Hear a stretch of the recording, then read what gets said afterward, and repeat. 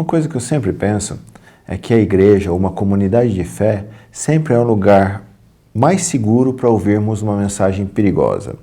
Muitas vezes, a mensagem que nós ouvimos, se nós realmente levarmos ela a sério, se nós realmente nos propusermos a viver a transformação que ela nos desafia, certamente existe uma grande chance de que a nossa vida vai acabar virando de cabeça para baixo. O livro de Juízes, na Bíblia, é um livro que deveria ser até meio que proibido para menores, porque ele é um livro que fala a respeito de muito sexo, muita violência, mas isso é interessante observarmos, porque a Bíblia ela não foge desses temas. A Bíblia fala abertamente a respeito disso. Ela tem coragem de demonstrar a decadência humana e o contínuo amor de Deus por essas pessoas e a contínua manifestação da graça de Deus sobre essas pessoas. Mas se nós observarmos o livro de Juízes, existe um ciclo que se repete durante o livro todo. As pessoas abandonam a Deus. E porque elas abandonaram a Deus, elas são perseguidas, elas se expõem a situações de perigo, a situações de medo. E aí, quando elas estão nessa situação, elas se arrependem. Quando elas se arrependem, Deus ouve o seu clamor. Quando Deus ouve o seu clamor, vem um juiz, um libertador, para trazer a liberdade que o povo está buscando naquela situação. Enquanto esse libertador ou esse juiz está vivo, a situação está mais ou menos organizada. Quando ele morre, o povo abandona a Deus novamente e o ciclo tem início. E esse ciclo vai se repetir várias vezes, durante centenas de anos no livro de Juízes. E por isso entendo que o livro de Juízes é um livro muito triste. E se você ler o livro de Juízes no capítulo 6, você vai perceber a seguinte situação que está acontecendo lá. O povo já está há 7 anos no fundo do poço, porque estão adorando falsos deuses e também eles estão muito oprimidos. Eles já haviam sido expulsos das suas casas, estavam morando embaixo de construções, em cavernas, morando literalmente em buracos. Eles estavam sendo oprimidos, perseguidos pelos midianitas, pelos amalequitas, já durante mais de 7 anos.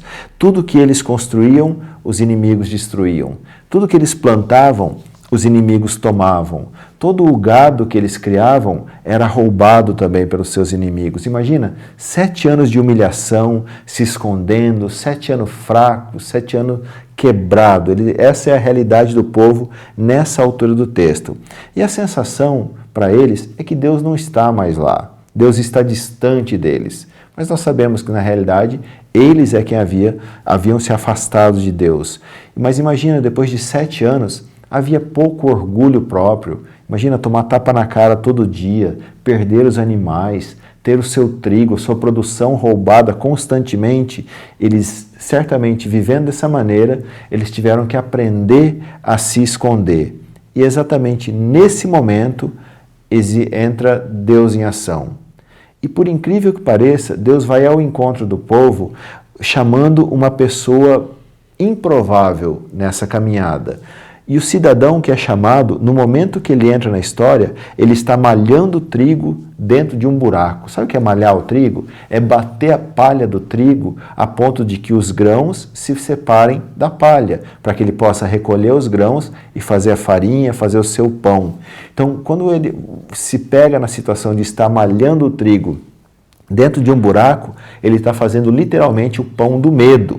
E nesse momento, Deus diz para eles, eu vou enviar um libertador. E por incrível que pareça, o libertador é esse cara que está escondido, dando toda a pinta de covarde, malhando o trigo dentro do buraco.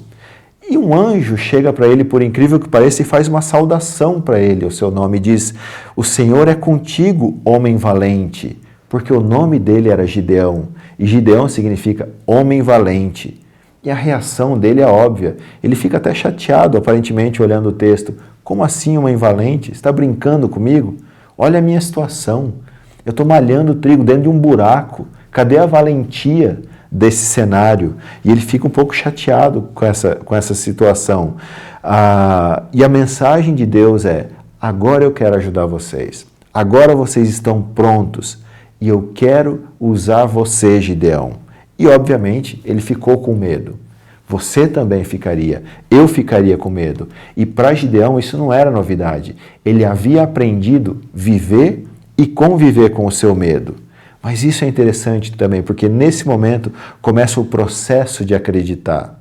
E diante do desafio que Deus faz para ele, isso gera a primeira ação dele, que é fazer algo. E esse fazer algo, tanto para ele quanto para nós, normalmente nos tira da nossa própria zona de conforto. E isso é a fé. Fé não é autoajuda. Fé nos tira da nossa região de conforto para que nós tenhamos a oportunidade de crescer como indivíduos e como pessoas diante de Deus. Nós não vamos para a igreja para aprendermos a ser bonzinhos. A mensagem do Evangelho para nós é uma revolução de vida. E foi uma revolução de vida para Gideão também. Transformou ele e começou a transformar a sua micro-realidade. Tanto que o primeiro desafio foi derrubar os altares, os deuses, os ídolos da casa do seu próprio pai. Mas como bom covarde, Gideão não vai durante o dia fazer esse enfrentamento, esse confronto de poderes. É claro que ele vai de madrugada, quando ninguém mais está olhando. E ele tem coragem nesse momento de derrubar os altares, de derrubar os ídolos do seu pai. E no dia seguinte, comoção na cidade.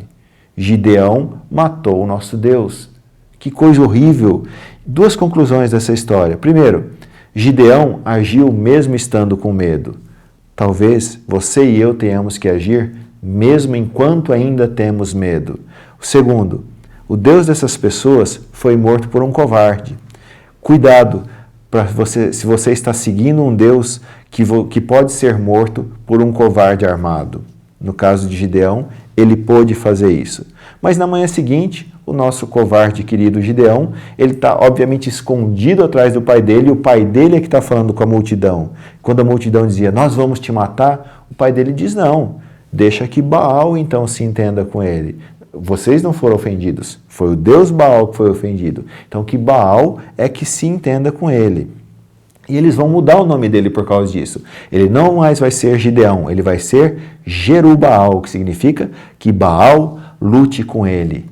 Isso serve para nós também. Nomes são identidades.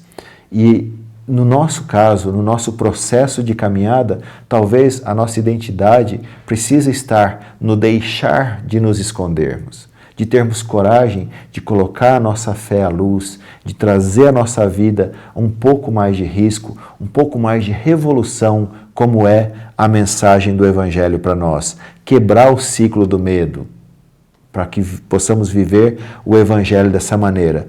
E a partir desse momento, algo especial acontece na vida de Gideão. Ele percebe que mesmo com medo, a ação é importante. E ele precisa da segurança de que as coisas vão dar certo.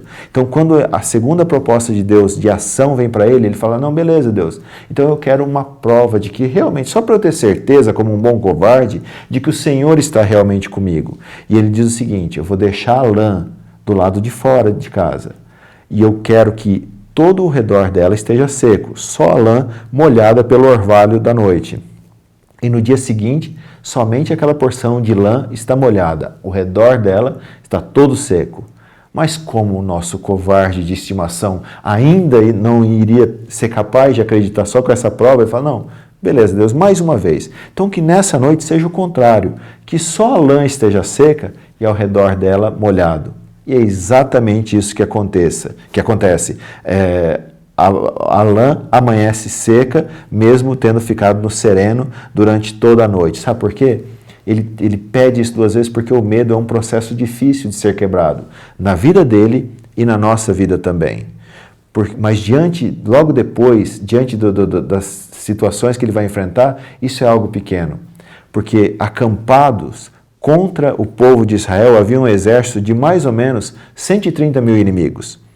E aí Gideão reúne um exército do povo de Israel para lutar contra eles. Um exército de 32 mil pessoas. 32 mil contra 130. Já tem uma grande desvantagem. Mas eu acho as pessoas que se dispuseram a lutar com Gideão, para mim, já foram muito corajosas. Porque você lutar por um general que é conhecidamente um covarde, é uma situação complicada. Mas se aos nossos olhos a coisa já está difícil, Deus vai complicar um pouquinho mais. Porque Deus vai dizer, não, tem muita gente.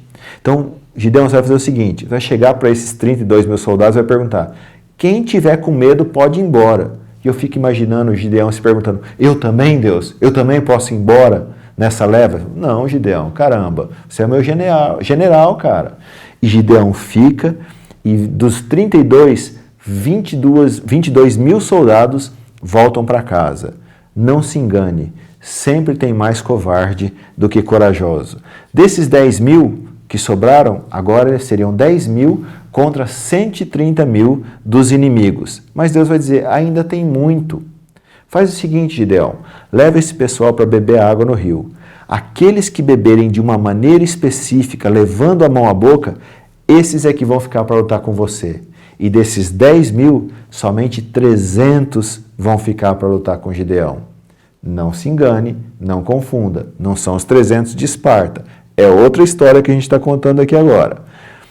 Mas Gideão, com esses 300 soldados agora, ele não sabe o que fazer. E ele vai se esgueirando para ouvir o que está acontecendo no meio do acampamento inimigo. E quando ele chega lá, disfarçado, ele ouve uma conversa entre dois soldados.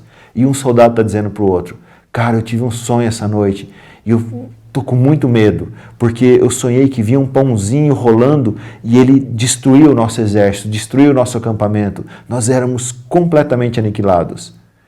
E o amigo dele dá imediatamente a interpretação. Eu tenho certeza que esse pãozinho era Gideão e quando ele vier, nós vamos ser destruídos. Quando Gideão ouve essa conversa, ele percebe medo na vida daqueles soldados. Ele percebe medo no outro exército. E se tem uma coisa que Gideão conhece bem na vida, é medo. E baseado no medo que ele percebe nos seus inimigos, ele estabelece uma estratégia de guerra. Ele estabelece que os 300 soldados, cada um deveria se posicionar à noite, e eles cercariam todo o acampamento, aquele vale com 130 mil inimigos. E aí a estratégia de guerra era a seguinte, existia uma técnica militar conhecida na época daqueles povos que, quando quebrava-se um jarro e desse jarro tirava-se uma tocha de fogo e tocava-se uma trombeta, de trás daquela tocha de fogo, daquele jarro, daquela trombeta, viria entre 100 e 1.000 soldados, ou uma infantaria, um grupo de soldados de mais ou menos, talvez, até 1.000 soldados. Então imagina, o acampamento dos inimigos cercados pelos 300, que eram só os 300, não tinha apoio depois disso. Mas de repente, as tochas se acendem, 300 trombetas começam a tocar. A conta é rápida na cabeça dos inimigos. 300 trombetas, talvez 300 mil soldados vão nos atacar. Essa é a estratégia do medo. Essa é a forma que Gideão encontrou, no meio do desespero, no escuro, sem energia elétrica, com pouca iluminação, aquela confusão se instala no meio dos inimigos, eles começam a se matar, começam a fugir e a vitória veio dessa maneira. A estratégia de Gideão é baseada no medo, disso ele entende. E pode ser que no nosso caso também, Deus deseja usar a nossa grande fraqueza em uma grande arma. E sabe, se nós permitirmos que Deus tenha o controle criativo, como Gideão permitiu no evento da água, que os soldados foram tomar a água, é uma estratégia estranha. É difícil entender isso, mas Gideão concordou que Deus tinha o controle criativo. Essa estratégia deu certo. Gideão não nasceu guerreiro, mas Deus ensinou isso para ele. E isso, nessa identidade, nós podemos encontrar. Não o que as pessoas nos disseram até hoje. Você não é legal, você não serve, ou você não presta porque você já é muito velho, muito novo, muito gordo, muito magro, muito feio, muito alto, muito baixo. Mas você também não é a identidade baseada só naquilo que você faz. Você é só um garçom, você é só um pedreiro, você é só um designer, só um médico, só um advogado, só um engenheiro. Você é só isso. Você não é só isso. Eu acho que Deus ele sempre deseja confirmar a identidade que Ele deseja nos revelar. No caso do covarde Gideão, era uma identidade de um guerreiro. No nosso caso, o que Deus deseja te falar? De que maneira o exemplo e a experiência de Gideão pode se transformar em vida e prática para nós, para que nós tenhamos coragem de encarar os desafios de fé que estão diante de nós hoje em dia. Deus te abençoe.